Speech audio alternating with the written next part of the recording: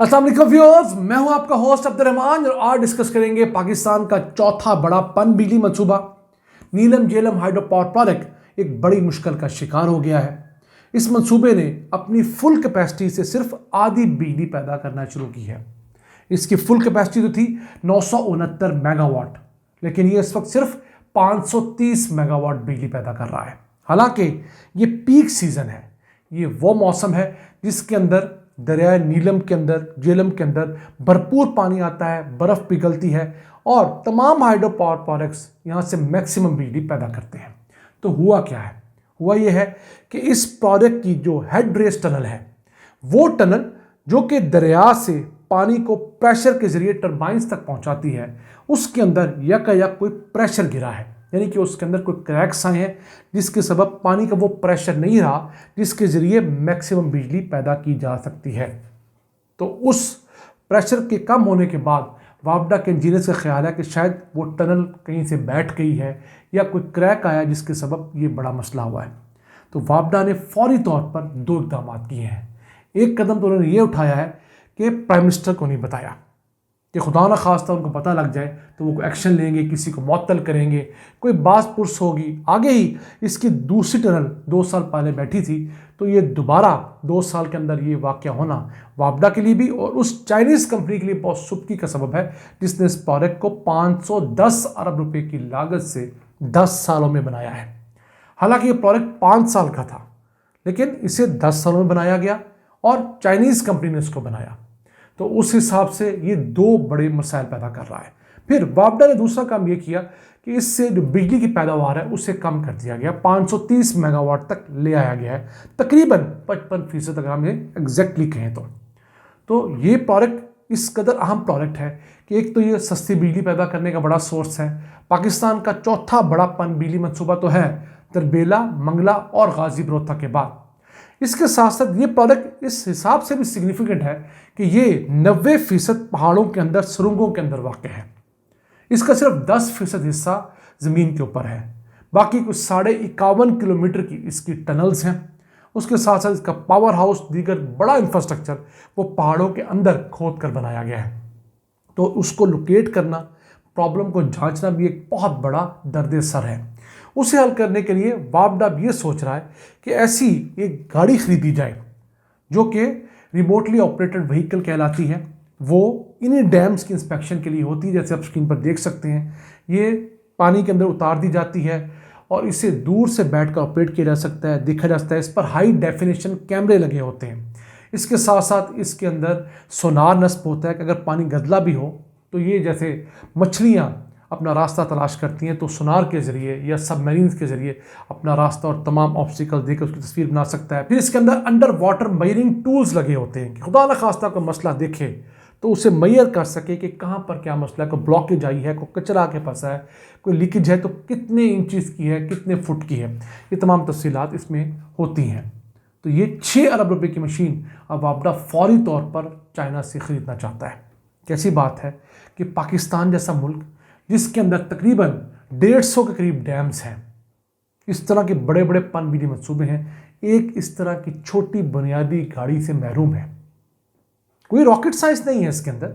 आप स्क्रीन पर देख सकते हैं कितनी की बड़ी गाड़ी है ये, लेकिन अब हम 76 साल बाद सोच रहे हैं कि इस तरह गाड़ी हमारे पास, वापडा के पास होनी चाहिए कि वो जाके ऐसे कंडीशंस में मुख्तलिफ डैम्स के अंदर, हाइड्रो पावर प्रोजेक्ट्स के अंदर, नहरों के अंदर, बराजिस के अंदर जाकर देख सके जहाँ पर इंसान को नहीं भेजा जा सकता, गोताखोर नहीं जा सकते, उनकी लाइफ एट थ्रेट है। अभी ये मंसूबा 2 साल पहले जिस बड़े क्राइसिस का शिकार हुआ उसकी वजह से पाकिस्तान को 43 अरब रुपए का नुकसान हुआ था। जुलाई सन 2022 के अंदर इसकी छोटी टनल बैठ गई थी, इसे टेल रेस टनल कहते हैं। वो टनल जो टरबाइन से निकलने वाले पानी को दोबारा दरिया तक पहुंचाती है। 3.5 किलोमीटर की उस टनल को रिपेयर करने में हमें 13 माह लगे थे और ये अगस्त 2023 के अंदर जाकर दोबारा प्रोडक्शन देना शुरू हुआ था। फिर इसने फुल कैपेसिटी अटेन नहीं की, इसके ऊपर माहिरीन काम करते रहे, जिसको 10 जनवरी 2024 को दोबारा बंद किया गया, पूरा पानी निकाला गया, ड्रेन किया गया, इसकी सारी टनल्स चेक की गई और फिर जब वेरीफाई किया गया कि ये ओके है तो फिर उसके बाद इसे 28 मार्च 2024 को दोबारा ऑपरेशनल किया गया और इसने फुल कैपेसिटी पर बिजली पैदा करना शुरू की। लेकिन एग्जैक्ट 6 दिनों बाद इसकी बड़ी टनल बैठ गई है। अब उसमें क्या क्रैक्स हैं, बैठी है या क्या लीकेज है, वो भी तय होना बाकी है। लेकिन फिलहाल तो पाकिस्तान का नुकसान शुरू हो चुका है। क्यों? 3 अप्रैल से ये मुद्दा शुरू हुआ है, आज 18 अप्रैल हो गई है।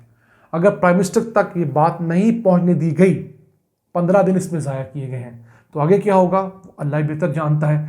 अगर छोटी टनल से 43 अरब रुपए का नुकसान हुआ है, जिसमें से 6 अरब रुपया उसकी लागत है जो रिपेयर पे लगी है, 37 अरब रुपए की हमने बिजली पैदा नहीं की, वो हमारी कीमत है। तो ये तो बड़ी टनल है। अल्लाह ना करे इसमें कोई बड़ा इशू आए तो हम लोग क्या करेंगे। अब पाकिस्तान के पास जब ये बड़ा मंसूबा सस्ती बिजली पैदा नहीं कर रहा होगा, तो गर्मियों के सीज़न में हमें इसके ऑल्टरनेट के तौर पर दीगर महंगे मंसूबों से बिजली पैदा करनी पड़ेगी। मसलन जो इम्पोर्टेड कोल के पावर प्लांट है या इम्पोर्टेड गैस के पावर प्लांट है, हमें वो चलाने पड़ेंगे।